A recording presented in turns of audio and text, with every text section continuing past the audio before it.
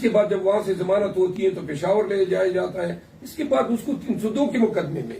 یہ مذاق ہیں اور توہین عدالت یا کم. یہ بیسیکلی یہ جتلانا چاہتے ہیں کہ عدالتیں چاہے سپریم کورٹ ہی کیوں نہ ہو وہ رہا نہیں کر سکتی ہیں جب تک کہ سرکار ان لوگوں کو رہا کرنے پہ راضی نہ ہو. اور امیدواروں کی فہرست جو ہے حتمی ہو جائے گی اور فل جو بوم پکڑے گی الیکشن وہ جب پارٹیز کے ٹکٹ سے باڑ ہو جائیں گے، کیونکہ ابھی تک جو ہے وہ کافی غیر یقینی صورتحال ہیں امیدواران کے لیے. ہر پارٹی میں جو ہے امیدوار جو ہے ایکسپیکٹ کر رہا ہے کہ ٹکٹ ان کو 8 فروری تک جو ہے الیکشن کا بوم ٹائم ہوگا اور اسی دوران جو ہے ریلیز جلد سے کنونشن ہوں گے.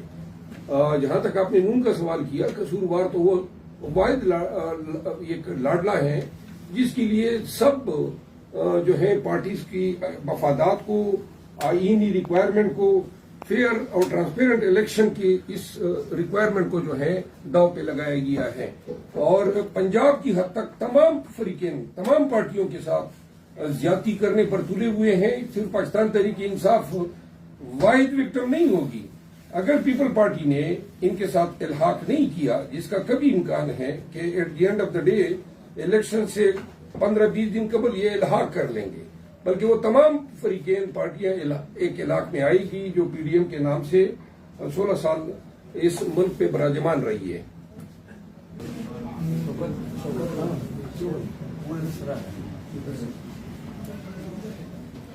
میں تو حیثیت وکیل یہ ریکمینڈ کرتا ہوں کہ ماضی کی کوئی بھی غلط اقدامات جو ہیں وہ موجودہ غلط اقدامات کے لیے کوئی جواز فراہم نہیں کرتے ہیں. پہلی بات.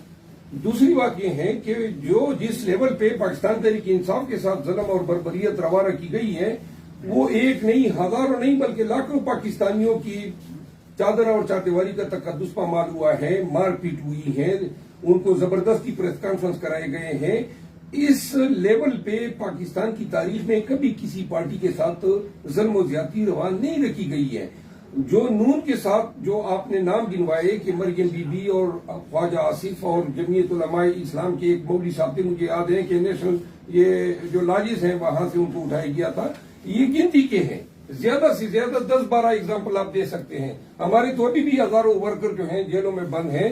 پھر خواتین کو جیلوں میں بند کیا ہوا ہے اور فیصدیت کا یہ عالم ہے کہ جب بھی کسی خاتون کی ضمانت ہوتی ہے تو جیل سے باہر گرفتار ہوتی ہے. شاہ محمود قریشی صاحب جو فارن منسٹر رہے ہیں، سپریم کورٹ کے 3 ججوں نے ان کو چھوڑا، لیکن آرے بازار کا ایسے چو کہتا ہے کہ میں نہیں چھوڑتا ہوں دوبارہ. تو جہاں پہ سپریم کورٹ کے قوانین کی پامالی ایک ایسے چو جو ہے کر رہا ہو تو اس کے بعد جو ہے آپ یہ ایکسپیکٹ کریں کہ جی یہ لیول پلئنگ فیلڈ دیں گے. اور آخری بات میں یہ گزارش کر دوں کہ خدیجہ شاہ کو انہوں نے پہلے